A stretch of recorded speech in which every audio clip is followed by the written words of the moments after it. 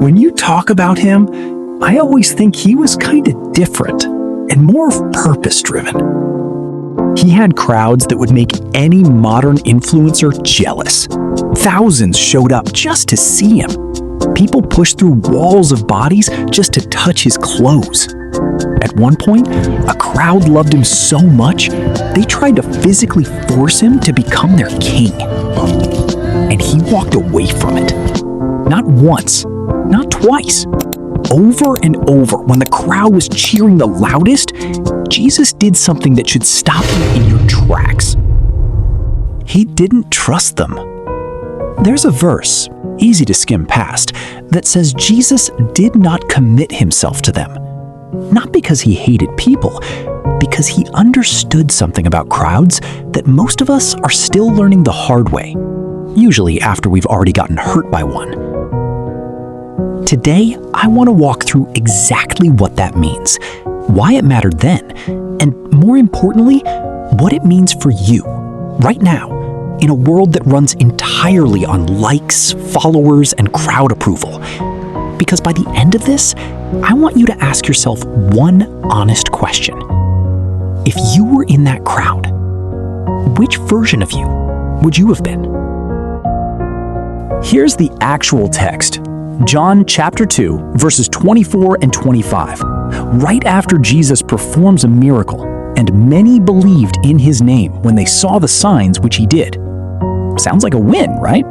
People believing in him because of what they saw? But then the very next line says this, "But Jesus did not commit himself to them, because he knew all men, and had no need that anyone should testify of man, for he knew what was in man." Read that again. The crowd believed in him, and he still didn't hand himself over to their belief. That's strange if you think about it. Most of us would take that win. Applause feels like validation. A crowd's approval feels like proof you're doing something right. But Jesus knew something the crowd didn't know about itself. That a crowd's applause is often about what it's getting in the moment, not a real, tested commitment to who you actually are.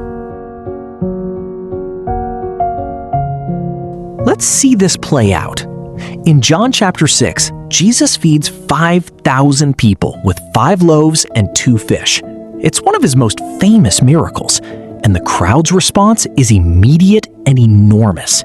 John 6:15 says the people were about to come and take him by force to make him king. Stop and picture that. Thousands of people, fed, amazed, energized, deciding right there on the spot that this is their guy. This is who they want leading them. The momentum, the emotion, the crowd consensus, it was all pointing one direction. And what does Jesus do? He leaves, alone, up a mountain, by himself. Here's what's easy to miss. They were wrong about why they wanted to follow him. A few verses later, Jesus says it plainly. You seek me, not because you saw the signs, but because you ate of the loaves and were filled. They didn't want a king. They wanted a free meal ticket with a crown on it. And Jesus could tell the difference, even when the crowd couldn't tell it about themselves. Now, let's fast forward to the moment this gets even more uncomfortable. Palm Sunday. Jesus rides into Jerusalem, and the crowd goes all in. Palm branches on the ground, coats laid out like a red carpet. People shouting, "Hosanna! Blessed is he who comes in the name of the Lord." By every modern measure, that's peak popularity. That's the crowd at its most enthusiastic. 5 days later, same city, different crowd, or maybe the same one.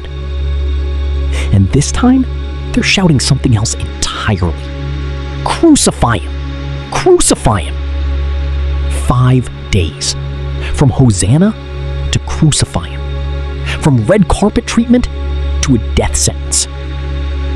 I want you to really sit with that, because this is exactly why Jesus never fully trusted the crowd, even at its loudest and most adoring moment. He knew that the same voices cheering him on Sunday, could just as easily condemn him by Friday, the moment the story stopped serving what they wanted from it.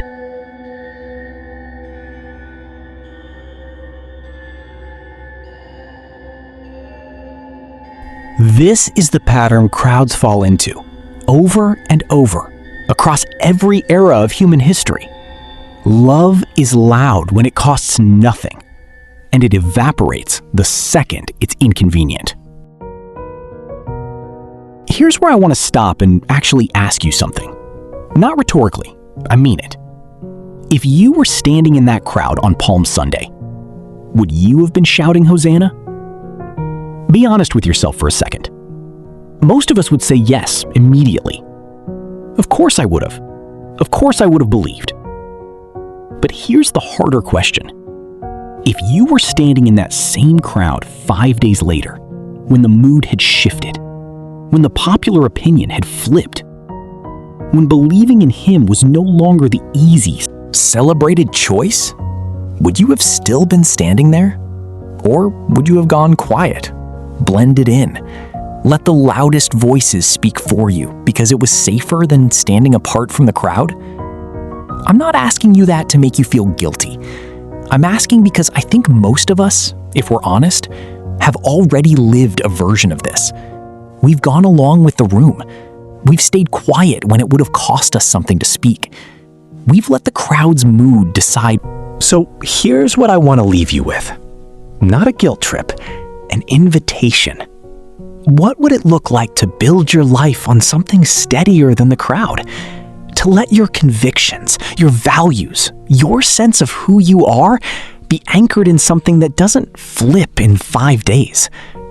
Jesus modeled this perfectly, fully present with people, fully loving toward the crowd, and still completely unwilling to let the crowd's mood define his mission. That's not coldness. That's the kind of steadiness that lets you actually love people well, because you're not desperately needing their approval to feel okay. I think that's worth aiming for. Not indifference to people, just freedom from needing all of them to agree with you at the same time. If this video made you think, if that question actually landed somewhere honest in you, that's exactly the kind of thing I want to keep exploring together on this channel. This isn't just content to me. Every person watching this right now is part of an actual conversation I want to keep having, week after week, about what it looks like to live with real conviction in a crowd-driven world. So subscribe, not just to follow a channel, but to be part of that conversation going forward. And if this made you think of someone who needed to hear it too, send or share it to them. Let's build something here that isn't just chasing the crowd either. I'll see you in the next one.